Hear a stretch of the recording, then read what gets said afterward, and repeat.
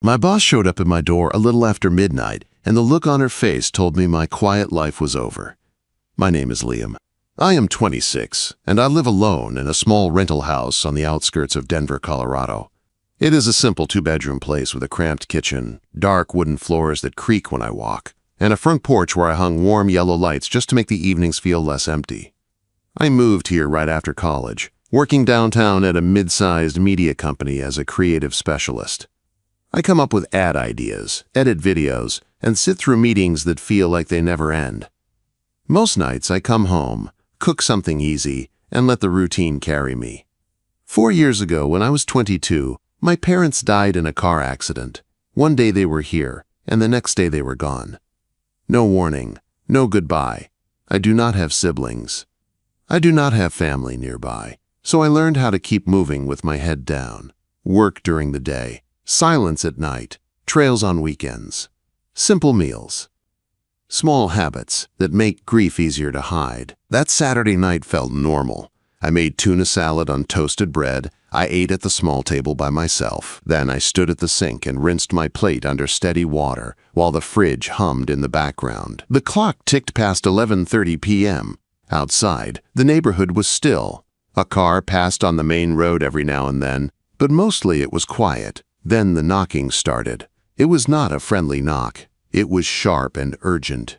3 quick knocks, a pause, then 3 more. My heart kicked up for no reason I could explain. Nobody comes to my house that late. I wiped my hands on a dish towel and walked to the front door. I turned on the porch light and leaned in to look through the peephole, but the angle was wrong. I only saw a shadow. I unlocked the door anyway. The cool night air rushed in, and I smelled rain from earlier in the day. When I opened the door fully, my breath caught in my throat. Charlotte stood on my porch under the soft yellow lights. Charlotte was my boss, the head of the creative department, the kind of woman who could quiet a whole room with a simple look. She was 38, sharp and steady at work, always in control. She wore a deep blue dress that fit her like it was made for her, with a thin cardigan resting on her shoulders like she had come from somewhere formal. Her dark hair, usually pinned back in the office, was loose around her face. Her eyes looked tired and red, like she had been holding in tears for hours. One hand held her key so tight her knuckles looked pale. For the past 2 years, she had lived in my mind in ways I never said out loud. I admired her, but it was more than that. I wanted her. I wanted her in that quiet, dangerous way you want someone you are not allowed to want. She was older. She was my boss. She was out of my league. So I trained myself to be calm around her. I smiled in meetings, did my work, and kept my feelings locked up where nobody could see. Now she was here, breathing hard on my porch like she had run out of air and came to borrow mine. Charlotte, I finally managed to say, and even her name sounded strange in my house. What are you doing here? She did not answer my question. She stepped forward, brushed past me, and walked into my kitchen like her body already knew the way. The door clicked shut behind her, and she sank into one of the wooden chairs at my small table. Her shoulders dropped like she had been holding herself upright with pure will until that second. She set her keys down with a hard clatter, then stared at the floor. I stood in the doorway, frozen. My mind raced so fast I could not grab a single thought. Was this real? Was something wrong? Was she in trouble? I tried to picture her like this in the office, and I could not. Charlotte did not crack. Charlotte did not show weakness. Charlotte did not come to the house of a 26-year-old employee in the middle of the night. She lifted her head slowly and looked straight at me. The intensity in her eyes made my stomach twist. "I'm done pretending, Liam," she said. Her voice was low and rough, like it had been scraped raw. "You're the one I want." I did not move. I did not breathe right. The words hit me like a door slamming in the dark. She swallowed, and her lips trembled. "I don't want to hide it anymore," she continued. "I want to stay here tonight." My chest tightened. My mouth went dry. 1,000 warnings screamed in my head. She was my boss. People would talk. This could ruin both of us. But another part of me. The part one kept buried under routine and grief and long, lonely nights, lit up like a match. I remembered the first time I felt it. 2 years ago. Late in the office, when she stayed behind to help me tighten a pitch. Her hand brushed mine as she pointed at the screen, and for 1 second, I saw past her calm face. I saw the weight she carried. After that, I noticed things. How she skipped office parties, how she stared out the window when she thought nobody was watching, how her smile sometimes came too late, like she had to force it. I wanted to ask her then. I wanted to tell her, but I never did. Now she was sitting at my table, and the air between us felt charged, like the room was waiting for me to choose. I did the only thing my hands knew how to do when I was scared. I moved to the stove and filled the kettle with water. I grabbed the mug from the cabinet. "Tea?" I asked, and my voice sounded steadier than I felt. She nodded, still watching me like she was afraid I would disappear. When the kettle warmed, I sat across from her. The table between us felt too small and too big at the same time. She slipped a ring off her finger, then another, and placed them beside her keys like she was taking off armor. "Rough night?" I asked softly. She gave a small, tired nod. "Yeah," she said, "you could say that." I poured hot water over a tea bag and slid the mug toward her. She wrapped her hands around it, and the steam rose between us. For a moment, we sat in silence. The clock ticked. The fridge hummed. The porch lights outside painted soft shadows on the floor. Charlotte took a sip, then set the mug down and stared at it like it held the answer to everything. "It was supposed to be just dinner," she said, almost like she was talking to herself. "My brother set it up. Another blind date." Her eyes lifted to mine again, and I saw something there that made my pulse jump. Fear, yes. Hurt, yes. But also decision. "I left," she said. "I walked out, and I didn't know where to go." She leaned forward slightly, her voice dropping even lower. "And then I ended up here." I stared at her, my heart pounding so hard I could feel it in my throat, because I knew the next thing she said would change my life. And I still did not know if I was about to save her, or lose everything I had left. Charlotte's fingers tightened around the warm mug, like it was the only thing keeping her steady. The steam curled up between us, and the kitchen felt smaller than it ever had. My house had always been my quiet space. Now it felt like the center of a storm. I did not rush her. I knew what it looked like when someone was holding on by a thread. I had lived that way after my parents died. You learn to keep moving. You learn to look normal. But one bad night can crack the whole thing open. Charlotte stared at the tea, then finally spoke like she could not keep the words inside anymore. "It was supposed to be a simple dinner," she said. "My brother set it up. Another blind date." Quote. Her voice held a sharp edge, but it was tired too, like she was angry at herself for going in the first place. "He's been pushing me," she continued, "ever since the divorce. He thinks he's helping, but it feels like he's trying to fix me." The word divorce landed heavy. I knew she had been married once. I had never asked questions. At the office, everyone respected her boundaries. She had this way of closing doors with a polite smile, and nobody dared push. "This guy," she said, letting out a bitter laugh, "some executive from a tech firm downtown. The kind of man who thinks a fancy restaurant and expensive wine makes him important." She looked up at me, and I saw her jaw clench. "The restaurant was beautiful," she said. "White tablecloths, candles, a view of the skyline. But it was wrong from the first minute. He talked about himself non-stop. His portfolio, his vacation home in Aspen, his car, a Tesla, of course." She shook her head slowly, like she was still hearing his voice in her ears. "Then he started talking about me," she said. I stayed quiet, but something in my chest tightened. I did not like where this was going. "He told me women like me," she said, her tone hard with sarcasm.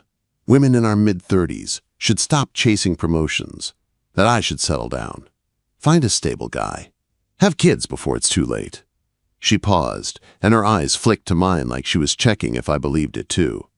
"And then," she said, voice lower now, "he joked about the people I work with, the creatives, the younger ones, like it was some warning. Like I'm wasting my time leading a team instead of waiting for a man to rescue me." The air in my kitchen felt thick. I wanted to say something sharp. I wanted to curse that guy. But Charlotte was not looking for rage. She was looking for someone to see her. I sat there, she said, smiling politely at first, nodding, playing the role. But inside, I could feel it building, like something boiling over. Her hands clenched on the mug, then loosened, then clenched again.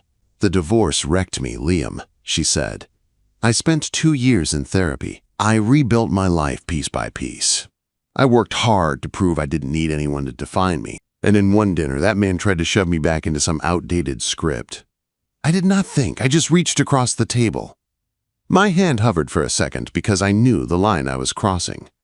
Then I gently placed my hand over hers. Her skin was cool. Her fingers trembled. The touch sent a quiet shock through me, because it was not like shaking hands in a meeting. It was real. It was personal. She did not pull away. Instead, she turned her palms slightly, and our fingers slipped together, careful at first, like she was testing if it was safe. "I couldn't take it anymore," she said. Halfway through dinner, I told him I wasn't feeling well. I stood up and walked out. I pictured it, Charlotte, in that fancy place, standing up while some man stared in surprise, and for a second I felt proud of her. Then I felt angry all over again for what pushed her to that moment. "I went outside," she said. "I hailed a cab. I didn't even know where I wanted to go. The driver asked me for an address, and I just said, 'Drive, east, anywhere.'" She swallowed. "We circled the city," she said, "past downtown, past the office building, past that park where I see you sometimes at lunch." My heart jumped at that. She noticed me more than I thought. "And then," she said, her voice barely above a whisper, "without thinking, I gave him your address." I stared at her. The question was sharp in my mind. Why me? Why my small, quiet house? Why my door at midnight? "How did you even remember it?" I asked softly. She let out a shaky breath. "I don't know," she said. "Maybe from that team event when we filled out emergency contacts. Maybe because I've paid attention to you more than I should have. I just know when the cab turned onto your street, my hands were shaking." Her eyes filled with tears, but she blinked them back, stubborn even in her pain. "I've been pretending for so long," she said. "Strong at work, composed in meetings, acting like nothing touches me, brushing off every advance like it's easy. But tonight, it cracked." Quote. She lifted her chin, and her gaze locked on mine. "I realized I don't want to go back to my apartment and sit in silence," she said. "I don't want the loneliness. I don't want the expectations. I don't want to keep performing strength for people who don't care what it costs." Her fingers tightened around mine. "And you," she said, "you've always looked at me like you see through it." My throat felt tight. I wanted to deny it. I wanted to keep us safe, but the truth was already sitting between us like another person at the table. "I have," I admitted, and my voice came out rough. "I've seen it. I just never thought I had the right to say anything." She leaned forward slightly, and my heart hammered like I was running. "I know this could explode," she said. "Gossip, judgment, work, the age gap, everything." She paused, and her eyes searched mine like she was asking a question without saying it. "I'm 38, she said. "You're 26. People will talk." I took a slow breath. My hand still held hers, and I realized I did not want to let go. "I've carried loneliness too," I said quietly. "Since my parents died, it's not the same as what you've been through, but I know what it feels like to come home and feel nothing waiting for you." Her expression softened, and for the first time that night, her face looked less guarded. "I didn't come here to ruin you," she said, voice shaking. "I came here because you feel like the one place I can breathe." The words hit me deep, because I knew what it meant to need a place to breathe. The clock ticked louder now. Past midnight. The tea cooled. Our hands stayed linked. Charlotte stood up slowly, like she was deciding something. She walked around the table, stopping right in front of me. I rose too, because something in me knew sitting was no longer possible. We were close enough that I could smell her perfume, soft and clean, mixed with the faint night air still clinging to her cardigan. Her eyes lifted to mine. "Tell me to go," she said, almost pleading. "If you want me to leave, say it now." My heart slammed against my ribs, because I knew if I didn't tell her to go, then the next thing that happened would change everything we were. I should have told her to go. That would have been the smart thing. The safe thing. The thing that kept my life quiet and predictable. But when Charlotte stood in front of me, eyes shining, waiting for me to decide, I realized I had been living safe for years, and it had not saved me from loneliness. It had only taught me how to survive it. I swallowed, my throat tight, and I shook my head once. "Don't go," I said. Her shoulders dropped like she had been holding her breath for hours. The relief on her face was so raw it hurt to look at. For a second, she just stood there, and then she stepped closer. Not rushing, not demanding, just close enough that I could feel her warmth in the air between us. "Thank you," she whispered. I didn't know what to do with my hands. I didn't know what to do with my heart, so I did what felt honest. I reached up and cupped her cheek. Careful, like she might break. Her skin was soft. Her eyes fluttered closed for a moment, and the sound she made was small, like she had been starving for tenderness and didn't want to admit it. I leaned in and kissed her. It wasn't wild. It wasn't messy. It was quiet and slow, like both of us were afraid of turning it into something we couldn't control. But it was real. It was the kind of kiss that carries years of holding back. The kind that says, "I chose you," without needing more words. When we pulled apart, her eyes stayed on mine. "I didn't come here to play," she said softly. "I know," I said. The silence that followed wasn't awkward. It was heavy, meaningful, like we were standing at the edge of a new life, and we could both see the drop. I stepped back first, because I needed to breathe. "Come on," I said. "Sit. Let me get you something else. Food, maybe." She shook her head. "I'm not hungry." "Still," I said, trying to steady myself. "You look like you haven't eaten in years." That got a small smile out of her. It wasn't big, but it was real. It eased something in my chest. I moved around the kitchen, more for my own nerves than for her. I turned off the kettle, I rinsed the mug. I put the tea bag in the trash. Simple actions that made the moment feel less like a dream. When I looked back, she was watching me, her posture softer now, but her eyes still intense. "You're nervous," she said. I let out a short laugh. "Of course I'm nervous." She stood and walked toward me again, stopping by the counter. "You can tell me to slow down," she said. "You can tell me anything." That startled me. It was the first time I had heard Charlotte ask for permission in any way. At work, she was the one giving direction, the one setting the pace. Now she was looking at me like she wanted me to set the rules. "I want you here," I said. "But I don't want you to wake up tomorrow and regret it." Her face tightened. "I won't regret coming here." "I mean us," I said, voice low. "I don't want you to feel like you were desperate, and I took advantage of it." Her eyes hardened with a flash of pride. "Liam, I walked into your house because I chose it. I chose you." Quote. Those words hit me deeper than I expected. I nodded slowly. "Okay." She exhaled, and the tension in her shoulders softened again. I led her down the hallway and opened the bedroom door. "You can have the bed," I said. "I'll take the couch." Her eyes widened slightly. "You don't have to do that." "I want to," I said. "Not because I don't want you, because I do, and that's the problem. I want you so much I don't trust myself to think straight right now." Her lips parted like she wanted to argue. Then she stopped. Her gaze softened, and she nodded. "You're a good man," she said quietly. The words made me feel exposed. I wasn't used to anyone saying that with certainty. I handed her a clean towel and one of my extra toothbrushes still in a package from a travel set. She took them like she belonged there, and somehow that felt both comforting and terrifying. When she came out of the bathroom a few minutes later, she had washed her face and brushed her hair back.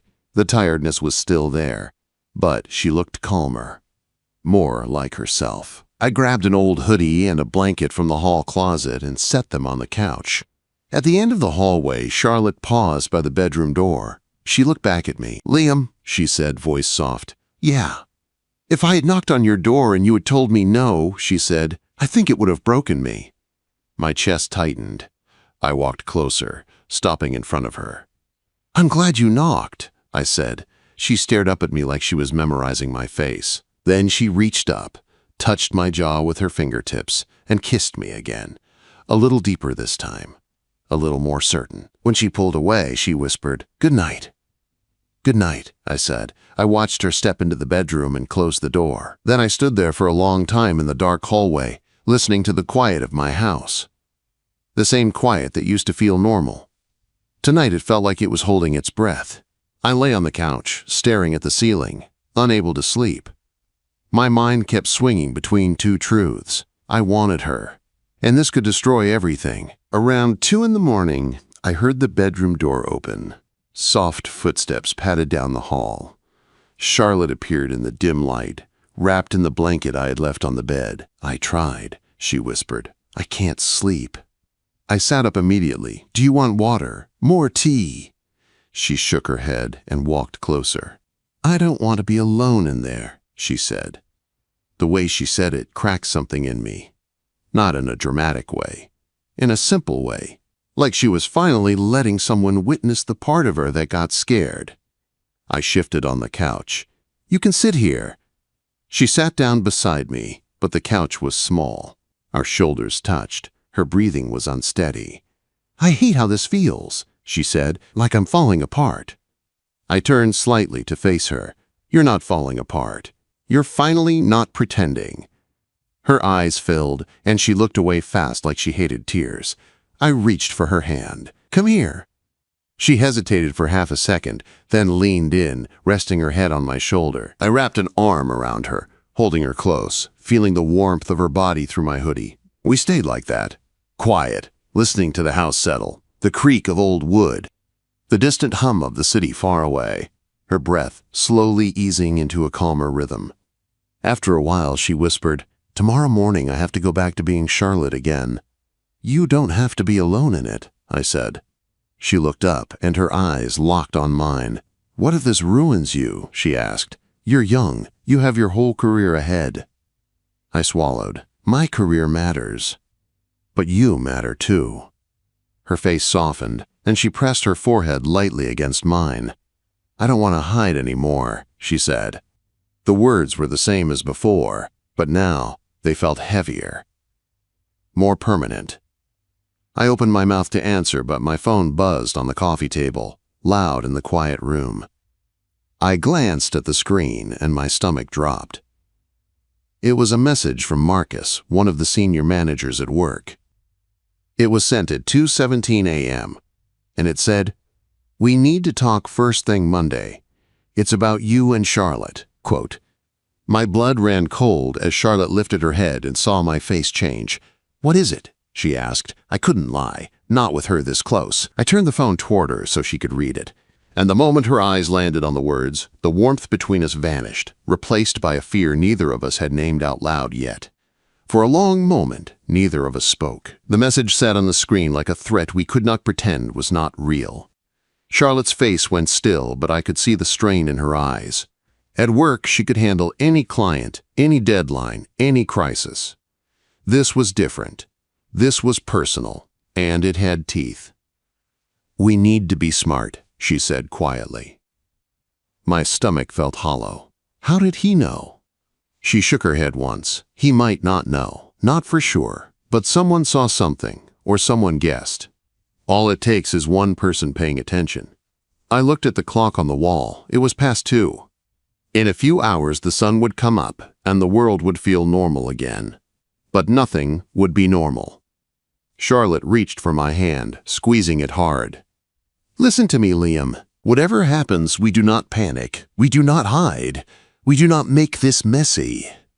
I nodded, even though my heart was racing. "Okay." She took a slow breath. "Tomorrow, I go home. Sunday stays quiet. Monday, we handle it." The word handle made me feel steadier. She was already building a plan, already anchoring herself. I admired her for that, but it also scared me because it meant she was taking this seriously.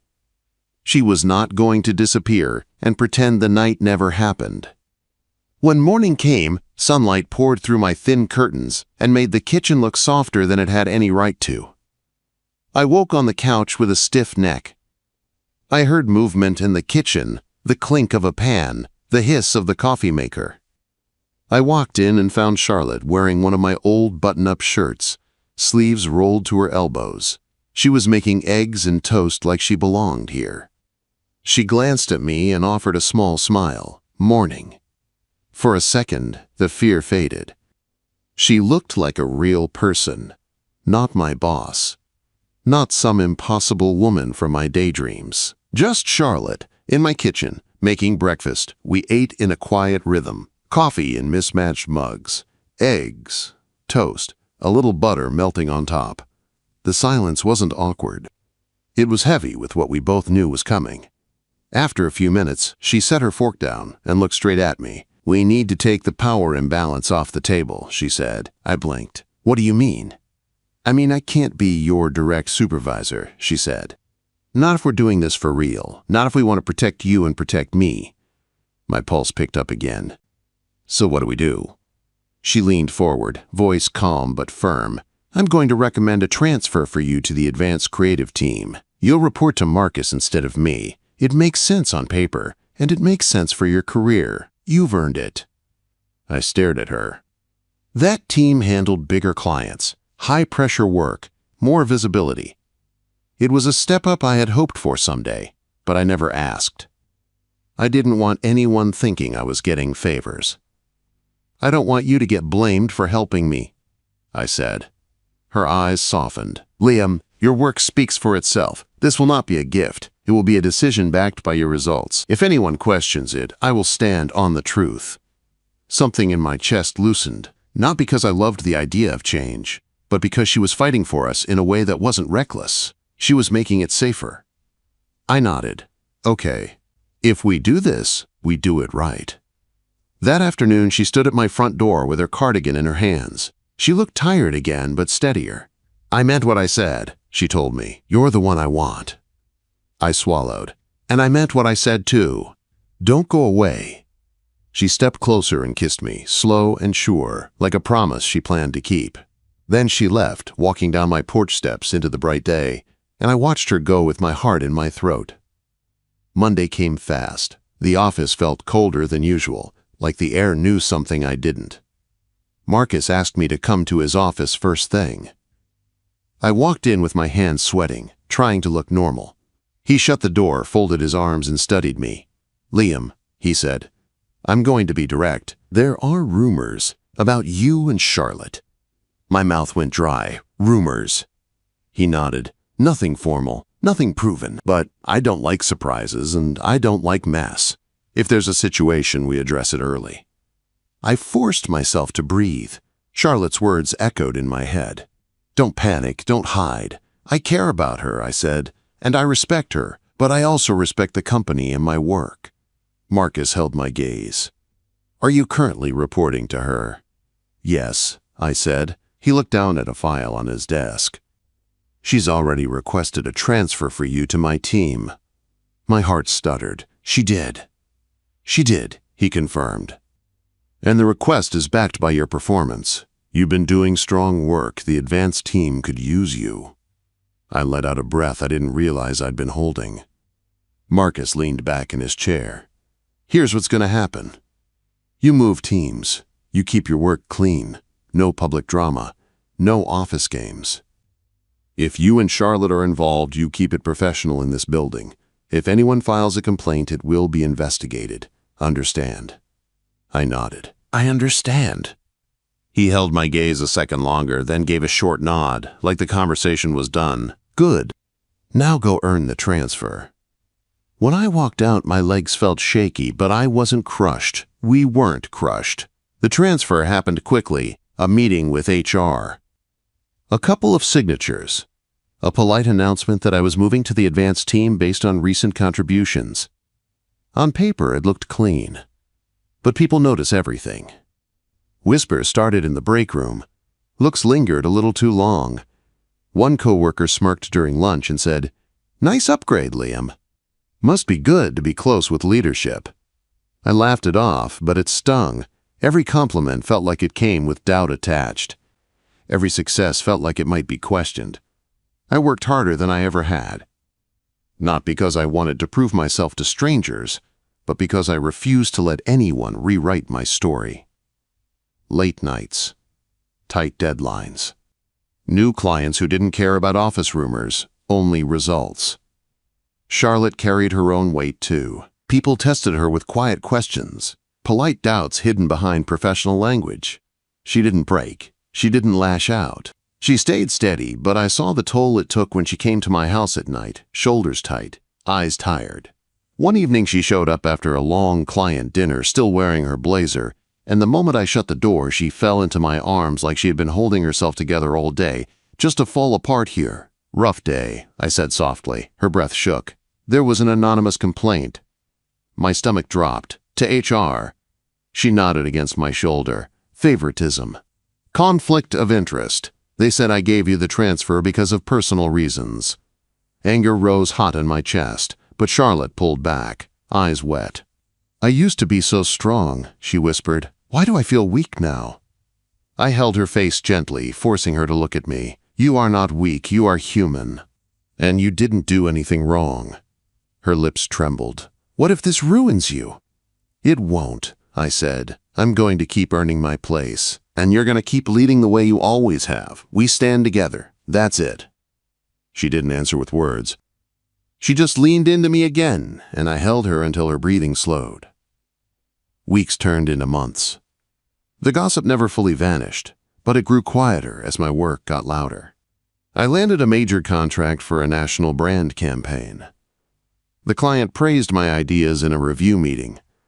My name showed up in an industry newsletter tied to our work. People started congratulating me without the smirk.